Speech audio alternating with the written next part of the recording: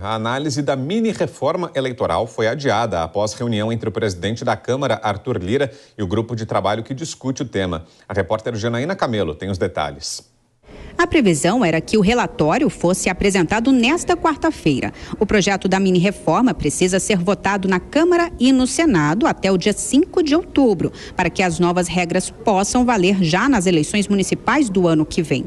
Mas o relator da proposta, o deputado Rubens Pereira, do PT, disse que só vai apresentar o texto na segunda-feira que vem. Decisão tomada após reunião com o presidente da Câmara, Arthur Lira. A mini-reforma foca nos pontos consensuais, foca em simplificar os processos, mas são tantos pontos que precisam ser corrigidos que será uma mini reforma que altera 20, 30 artigos. E é por isso que o relatório ficará um pouco mais extenso do que eu próprio acreditava, mas focando o tempo todo nas matérias consensuais. Um ponto no texto que não entrou em consenso é com relação às chamadas sobras eleitorais, quando os partidos podem ocupar vagas por meio do quociente eleitoral de partidos que não conseguiram atingir o mínimo de votos necessários. Segundo o relator, essa questão vai ser discutida em voto no plenário. Hoje, vale o quociente 80/20, ou seja, as sobras só podem ser disputadas por partidos que conseguiram pelo menos 80% do quociente eleitoral e para os candidatos que tenham atingido o mínimo de votos de 20% do quociente. Há parlamentares que defendem o quociente 100/10 ou 80/0, ou mesmo acabar completamente com esse modelo. Entre as novas regras da mini-reforma eleitoral previstas estão doações via Pix para candidatos, flexibilidade nas condições da propaganda eleitoral e aperfeiçoar as federações partidárias. Não entrarão no texto da reforma os fundos eleitoral e partidário e o sistema de cotas para candidatura de mulheres.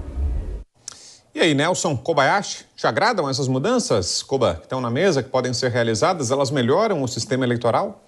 Olha, Vitor, a cada ano pós-eleição nós temos geralmente uma mini-reforma eleitoral e geralmente nas vésperas das eleições municipais, que são sempre utilizadas como o teste para depois as eleições presidenciais, as eleições nacionais. É claro que ali a gente tem pequenos detalhes. Vejam que os políticos já querem se aproveitar do Pix, né? Doação via Pix. A gente não tem um projeto falando para pagar para aquele credor do Estado via Pix. Isso não tem. Isso vai para o precatório fica sempre ficando para depois. Mas para político receber de algum doador já tem qualquer tipo de facilidade.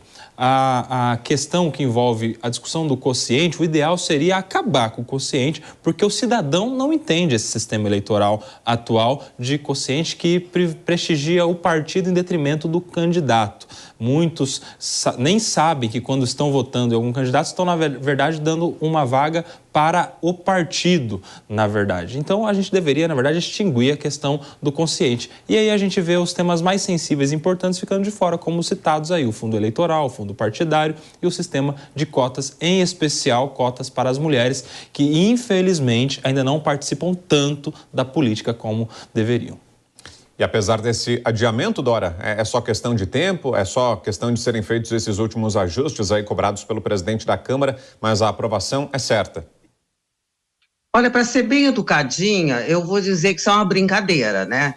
Porque os temas que estão lá no meio, eles não destacam. É um afrouxamento geral, não é só para propaganda, é para bloqueio, é para prestação de contas, impede bloqueio de recursos de partido que não andar na linha, afrouxa a lei da ficha limpa, muda o tempo da pessoa ficar inelegível, isso nada está em destaque, mas está lá.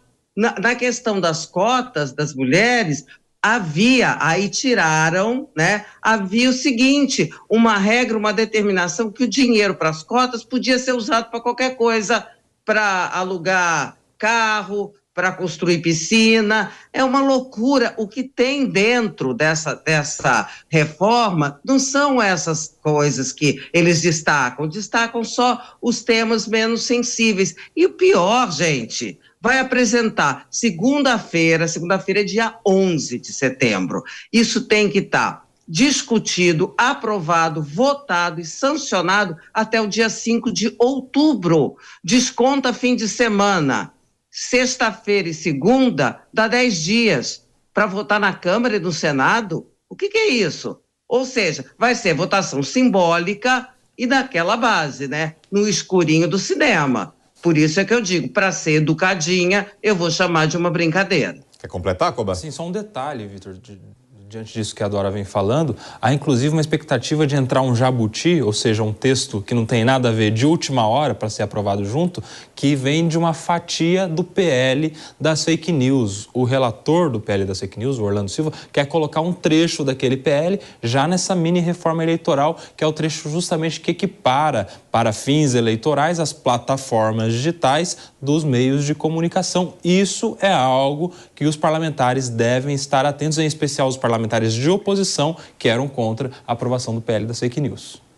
Agora, Dora, falando sobre mudanças eleitorais e a volta do financiamento privado de campanha, será que até essa onda de decisões recentes contrárias à Operação Lava Jato, e a gente vai voltar a falar daqui a pouco da decisão de hoje do ministro Dias Toffoli, mas será que essa mudança de ares pode provocar também a volta do financiamento privado, que foi muito demonizado depois das descobertas feitas pela operação, né? Vimos que, de fato, a relação entre empresas privadas e políticos, em alguns casos, se deu de forma não republicana, mas isso foi exceção? Deveria ser retomado o financiamento privado ou não? Qual a sua opinião? E tem ambiente para isso, Dora?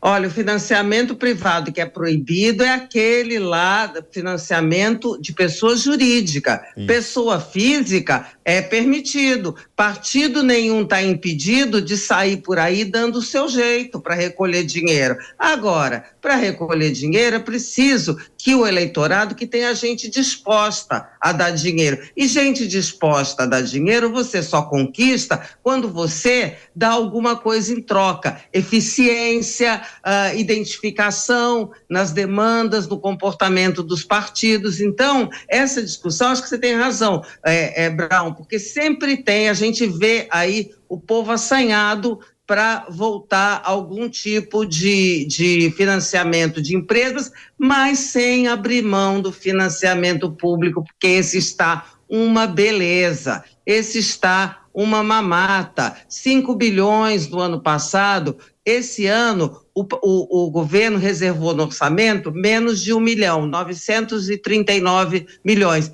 E aí suas altezas estão querendo transformar esses 900 milhões em 5 bilhões e meio. Vê se pode.